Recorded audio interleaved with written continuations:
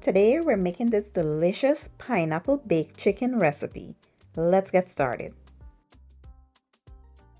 So we're going to start with some clean washed assorted chicken pieces. I'm using thighs, legs, and wings. Those are my favorites. So yeah, I'm going to add some dry seasoning in with some sugar, some pineapple puree, some ketchup, some sweet soy sauce. Don't use the other soy because it's too salty. And we're going to mix this well to combine. While mixing, I forgot to add my green seasoning. So in with my green seasoning, and we're going to mix that to combine, and we're going to cover and let this sit overnight. Don't rush the process.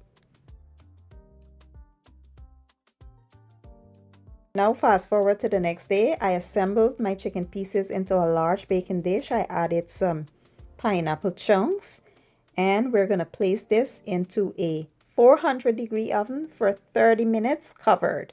After 30 minutes, we're going to uncover it, place it back into the oven for another 30 minutes. After 1 hour, this is now done. It smells and looks absolutely divine. I'm going to enjoy this with some vegetable rice and some green beans and carrots. Let me tell you, my mouth is literally watering for this because I love me some pineapple chicken. I make it all the time and people been asking me for the recipe, so yeah.